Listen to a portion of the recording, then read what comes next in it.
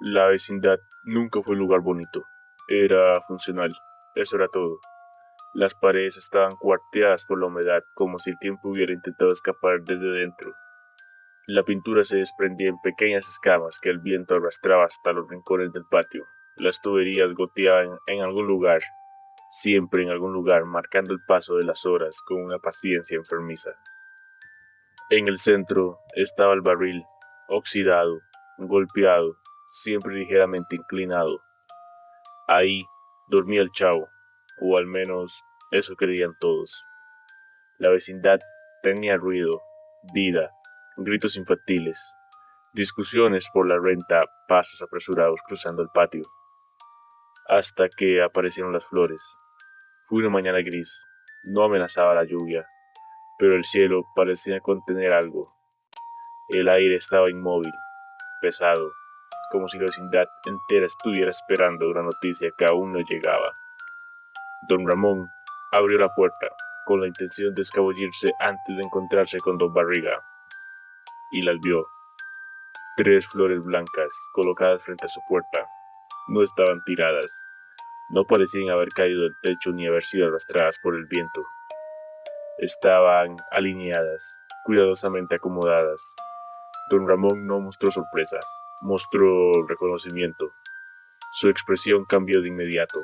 Los músculos de su rostro se tensaron, y sus ojos, normalmente despreocupados, se oscurecieron con algo mucho más profundo que el miedo. No necesitó tocarlas para entender. Las flores no siempre fueron flores, a veces eran advertencias, a veces eran recordatorios, a veces eran el anuncio silencioso de alguien que ya estaba marcado.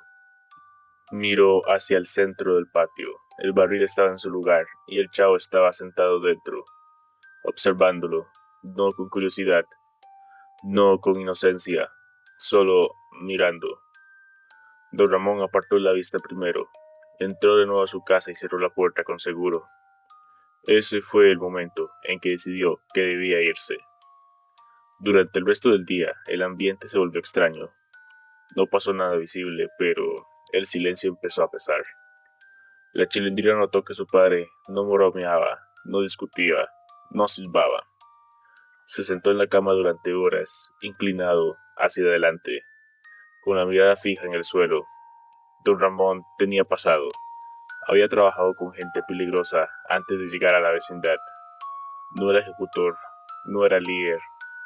Era útil con la información, sabía observar, memorizar, identificar rutas sin nombres, y sabía reconocer una señal cuando la veía. Las flores eran una señal, y alguien en la vecindad estaba enviándola. Esa tarde el viento se levantó sin aviso. No era fuerte, pero sí constante. Arrastraba polvo y hojas secas, y una de las flores blancas. La flor cruzó el patio lentamente hasta detenerse frente a Kiko. El niño la miró sin entender por qué algo tan simple podría sentirse tan incómodo. La chilindrina salió detrás de él. También la vio. No parecía gran cosa, solo una flor, pero el silencio alrededor era demasiado pesado. El chavo estaba apoyado contra el barril, observándolos. No jugaba, no reía. Su mirada era distinta, fija, serena. Entonces dijo que miraran las flores. Lo dijo en voz baja, casi suave, como si estuviera ofreciendo un consejo. La chilindrina preguntó por qué. No entendía qué tenían de especial, qué tenían que mirar. El chavo tardó un segundo en responder, y cuando lo hizo no apartó los ojos de la flor. Dijo que era mejor mirarlas ahora, porque después ya no podrían hacerlo. No sonó como amenaza, sonó como una regla inevitable. La chilindrina sintió un escalofrío sin saber por qué. Kiko soltó una risa nerviosa, pero ninguno volvió a tocar la flor. Y desde ese momento, el chavo dejó de parecer un niño abandonado en un barril. Parecía alguien que sabía algo, algo que los demás aún no entendían. Esa noche, don Ramón no durmió. Cada crujido lo hacía tensarse. Cada sombra proyectada por la luna parecía moverse demasiado. Cerca de la medianoche escuchó pasos en el patio, lentos, medidos. Se acercaron a su puerta, se detuvieron y luego se alejaron. No hubo golpes, no hubo palabras, solo la confirmación de que ya no estaba a salvo. Decidió irse antes del amanecer. No preparó maletas, no se despidió. Cruzó el patio con pasos rápidos y silenciosos. Por un instante pensó que el barril estaba vacío, pero antes de abrir la salida trasera, sintió una mirada clavada en la espalda. No volteó, no necesitaba hacerlo. Sabía quién era, y sabía que ya era tarde. Abrió la puerta y huyó. A la mañana siguiente, su casa estaba abierta, la cama intacta, las sillas en su lugar, como si nunca hubiera vivido ahí. Frente al umbral había una flor más. Ahora eran 4 flores. La chilindrina preguntó por él. Nadie supo responder.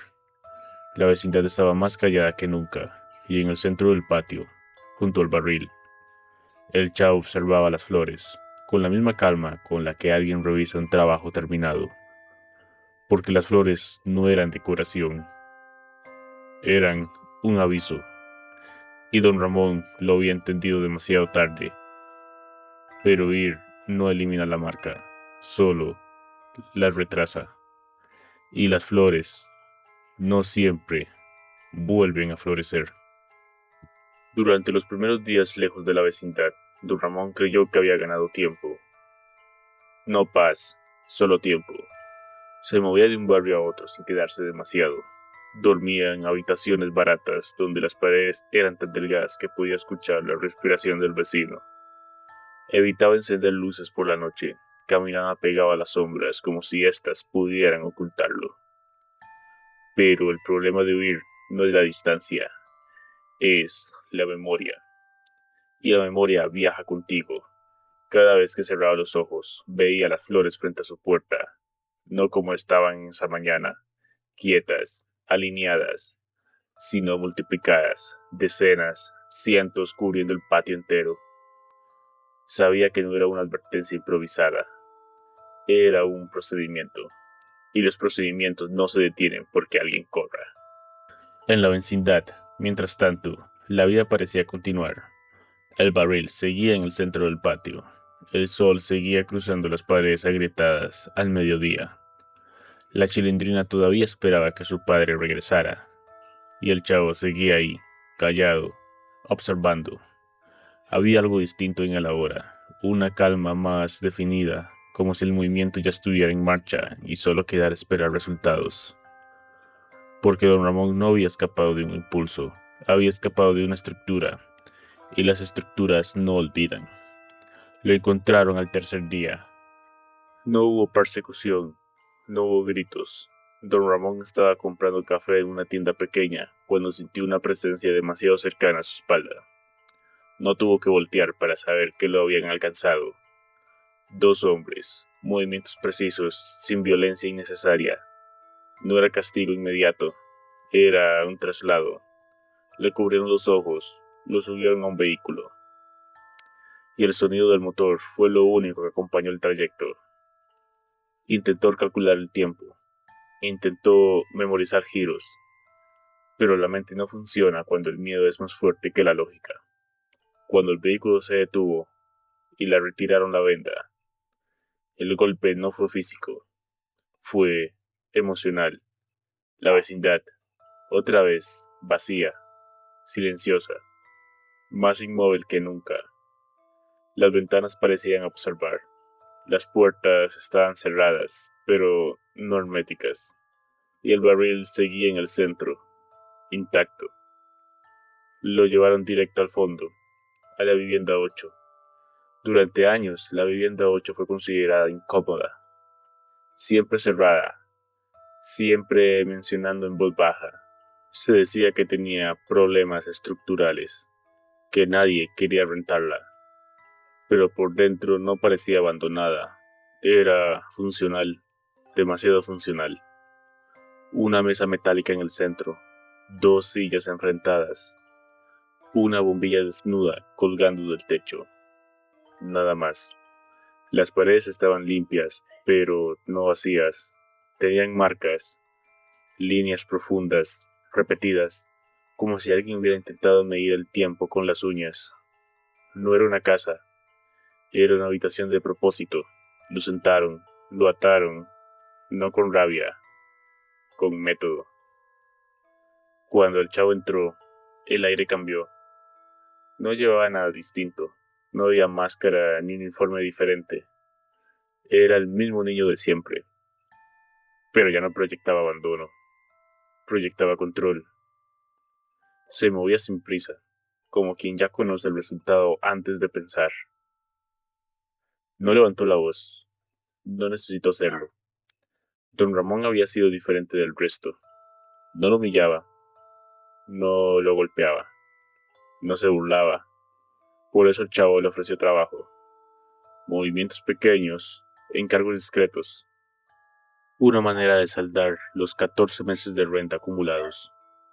Fue una oportunidad, una inversión, y las inversiones no toleran traiciones. El interrogatorio no fue caótico, fue repetitivo, metódico. El objetivo no era saber si había hablado, eso ya lo sabían. El objetivo era escuchar exactamente qué había dicho, y a quién. Durante horas el silencio fue más pesado que cualquier golpe. Don Ramón resistió lo que pudo, no por orgullo, por la chilindrina.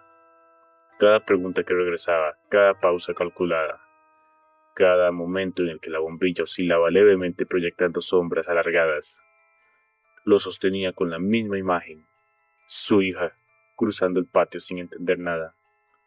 Pero el chavo entendía algo más profundo, sabía dónde presionar. Cuando mencionó a la niña, no lo hizo con furia, lo hizo con una calma peligrosa. Dejó claro que la apreciaba, que le dolería dañarla, que preferiría no hacerlo, pero que lo haría. Esa fue la primera grieta real, no en el cuerpo de don Ramón, sino en su resistencia mental.